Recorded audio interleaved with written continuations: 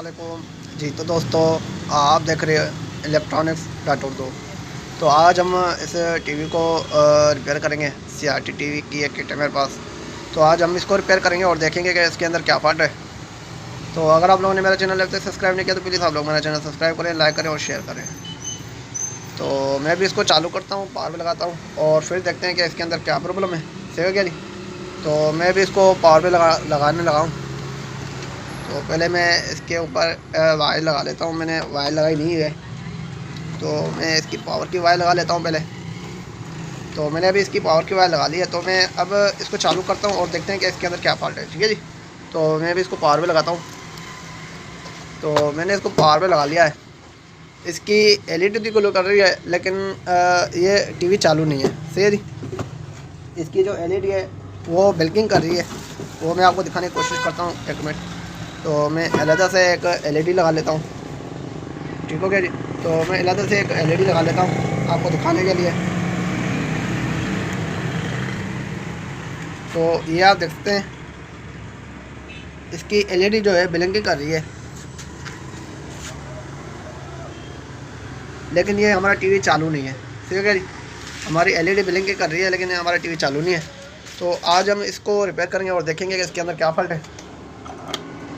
तो मैं आपको इसका प्रोसेस बता देता हूँ कैसे इसको चेक किया जाता है। इसका 100% हमारा यही होता है कि हमारा जो 220 जो पावर सप्लाई है ये हमारी ओके है। हमारा जो फॉल्ट है वो पावर सप्लाई से आगे है। सही है क्या जी। जो हमारा फॉल्ट है वो हमारा पावर सप्लाई से आगे है। सही है क्या जी। तो अब हम इसको चेक करते हैं और देखते हैं कि इसके अंदर क्या फॉल्ट है। तो हम सेकेंडरी साइड जाते हैं और देखते हैं क्या फॉल्ट है। ठीक है जी। अब मैं इसके 110 के वोल्टेज चेक करने लगाऊँ। तो ये आप देख सकते हैं कि इसके 110 के वोल्टेज बिल्कुल सही आ रहे हैं, स्टेबल आ रहे हैं और ओके आ रहे हैं। उसके बाद मैं वर्टिकल के वोल्टेज चेक करता हूँ। वर्टिकल के वोल्टेज चेक करने के लिए मुझे इसको 150 वोल्ट के सिलेक्ट करना पड़ेगा, क्योंकि ये 25 वोल्ट की होती है वर्टिकल ऐसी। तो अभी हम इसको चेक कर लेते हैं वर्टिकल ऐसी को। तो ये आप देख सकते हैं कि वर्टिकल के भी वोल्टेज अप डाउन हो रहे हैं। ठीक हो गया जी। तो मैं अगर आपको दिखाने की कोशिश करूँ तो वर्टिकल के जो वोल्टेज हैं वो अप डाउन हो रहे हैं। सही हो गया जी। और उसके बाद हम साउंड के वोल्टेज चेक कर लेते हैं। सही जी।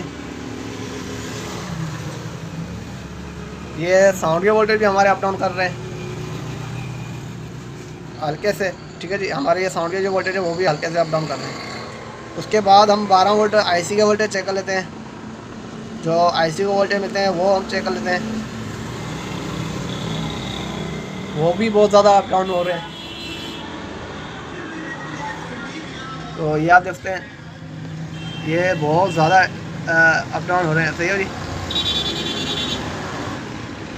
तो असल में हमारी जो है सारी जो सेकेंडरी की सप्लाई है वो सारी अप डाउन कर रही है, लेकिन हमारे 110 के वोल्टेज है वो अप डाउन नहीं हो रहे। तो अब मैं आपको एक चीज़ का गाइड कर दूं। अगर आपकी सारी अगर सप्लाई अप डाउन हो तो आप लोगों ने ये समझ लेना है कि आपकी मेन आईसी वर्क नहीं कर रही और आपकी मेन आईसी को वोल्टेज सही तरह से नहीं प्रोवाइड हो रहे हैं। तो इस वजह से इसके वोल्टेज जो है अप डाउन हो रहे हैं।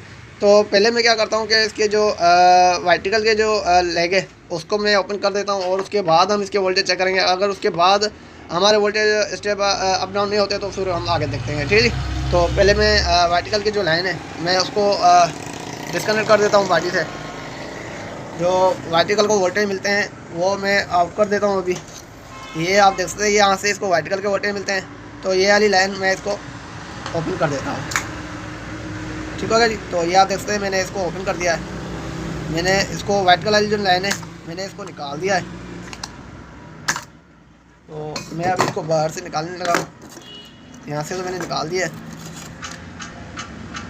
ठीक है जी। तो अब मैं इसको इधर से ओपन करने लगा हूँ। रहेगा जी। तो मैं इसको ओपन करता हूँ अभी। तो मैंने वर्टिकल का जो वोल्टेज है वो मैंने ओपन कर दिए हैं। अब हम इसको चेक करते हैं। सही है जी। अब हम इसको चेक करते हैं। दोबारा मैंने इसको लगा लिया है, लेकिन आप यहाँ पर देख सकते हैं कि ये अभी भी अप डाउन हो रहा है। सप्लाई इसकी अभी भी अप डाउन हो रही है, लेकिन मैं इसके दोबारा वोल्टेज चेक कर लेता हूँ। अब हमारे जो वर्टिकल के वोल्टेज हैं वो स्टेबल हो गए हैं। अब वो अप डाउन नहीं हो रहे, लेकिन जो हमारी 12 वोल्ट की जो सप्लाई है वो अभी भी अप डाउन हो रही है। तो अब मैं क्या करता हूँ कि 12 वोल्ट के सप्लाई को ओपन करता हूँ, ठीक है जी। उसके बाद हम देखते हैं।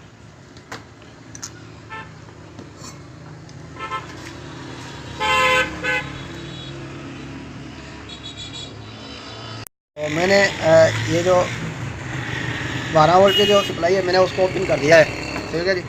अब मैंने 12 वोल्ट की सप्लाई को भी ओपन कर दिया है। तो अब हम दोबारा इसको चेक करते हैं और देखते हैं कि हमारा फॉल्ट क्लियर होता है कि नहीं होता, और ये हमारा फॉल्ट मिलता है कि नहीं मिलता। तो मैंने इसको दोबारा लगा लिया है।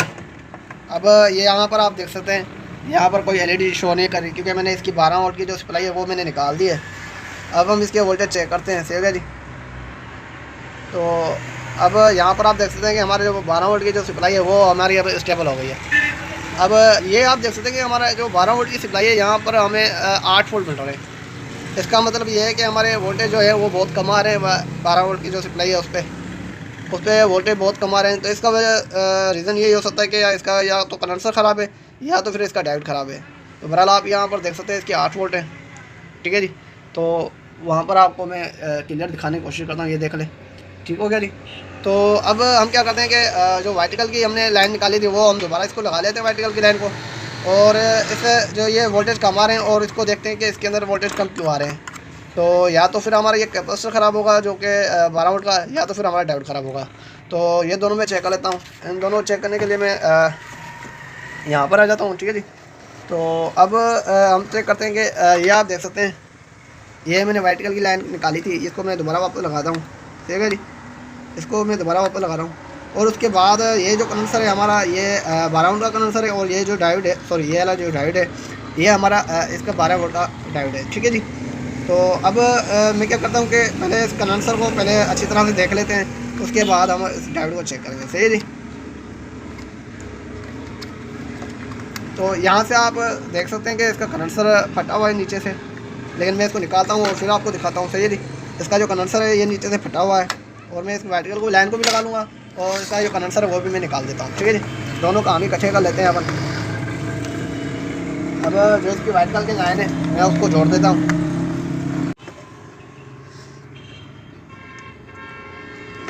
सही है जी, मैंने वर्टिकल लगा लिया। वर्टिकल के जो वोल्टेज हमने ओपन किए थे वो मैंने लगा लिया वापस। अब जो ये कंडेंसर है इसको हम निकालते हैं। ये 12 वोल्ट का कंडेंसर है, ये देख लें, ये पहले वाला और ये दूसरे वाला। जो दूसरे वाला जो कंडेंसर है मैं इसको निकाल देता हूँ बाहर। तो मैंने कंडेंसर बाहर निकाल दिया है। अब आप ये देख सकते हैं ये कंडेंसर फटा हुआ है।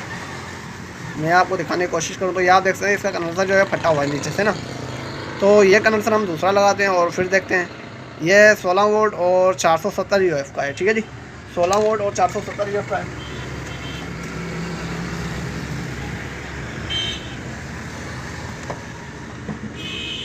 लेकिन जो मेरे पास पड़ा हुआ है, तो मेरे पास पड़ा हुआ है 35 वोल्ट और 470 यूएफ। तो मैं अभी लगा रहा हूँ ये। तो मैं पहले इसको ढूंढ लेता हूँ यहाँ से। 35 वोल्ट और 470 यूएफ, ठीक हो गया जी। तो ये देख लें, ये मुझे मिल गया है 35 वोल्ट और 470 यूएफ, सही हो गया जी। तो ये हम लगाते हैं।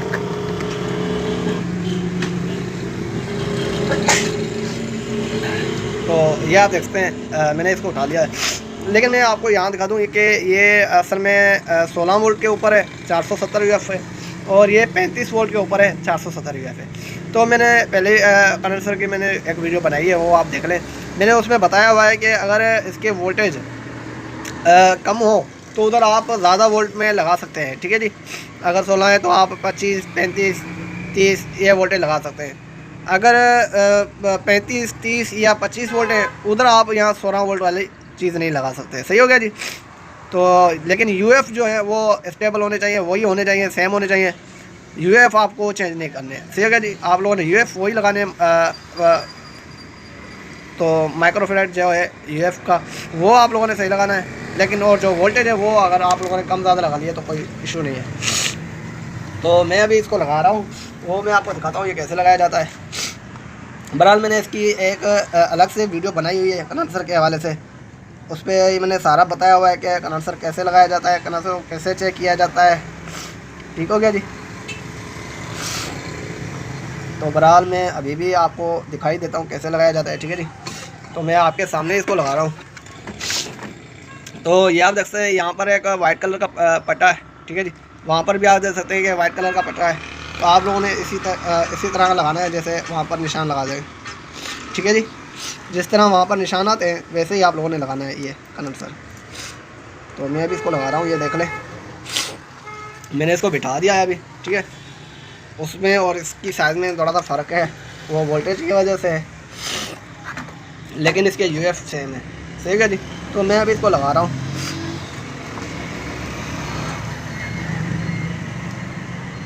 तो ये आप देख सकते हैं मैंने इसको लगा लिया है अभी।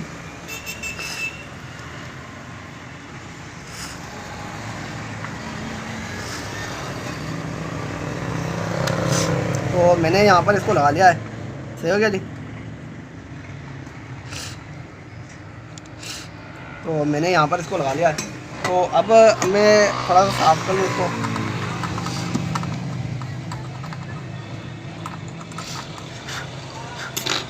इसकी जो ज़्यादा लेके हैं वो हम काट देंगे, ठीक है जी।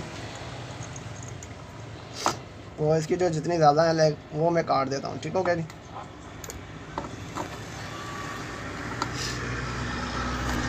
तो मैंने वो काट दिया। तो अब हम इसको दोबारा चेक करते हैं लगा के, ठीक है जी। और इसकी जो 12 वोल्ट की जो लेग मैंने निकाली थी वो भी मैं लगा लेता हूँ अभी, क्योंकि अब हम इसको चेक करने लगे हैं। तो अब हम देखते हैं कि इसका फॉल्ट क्लियर होता है कि नहीं होता।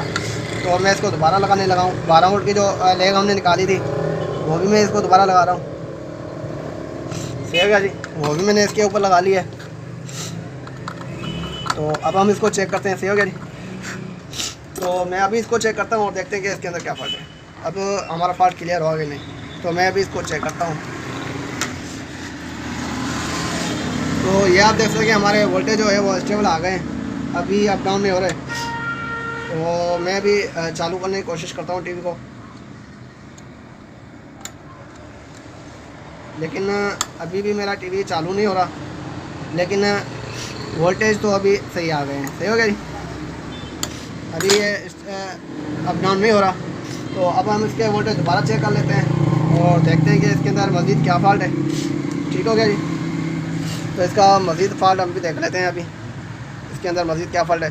तो पहले हम 12 वोल्ट के ऊपर चेक करते हैं 12 वोल्ट सही आ रहे नहीं आ रहे। तो यहाँ पर आप देख सकते हैं कि यहाँ पर जो मेरे 12 वोल्ट हैं वो अब सही आ गए हैं। अब 5 वोल्ट भी चेक कर लेते हैं हम, 5 वोल्ट भी मेरे सही बन रहे हैं। अब वर्टिकल आईसी को वोल्टेज चेक कर लेते हैं, अब वो भी सही आ गए हैं, लेकिन मेरा टीवी अभी तक ऑन नहीं है, सही है क्या जी। तो मेरा टीवी अभी तक चालू नहीं हुआ। तो अब हम देखते हैं कि इसकी रीज़न क्या है, ये चालू क्यों नहीं हुआ, ठीक है जी। तो मैं इसको दोबारा ट्राई मार के देखता हूँ ये हमारा टीवी चालू होता है कि नहीं होता।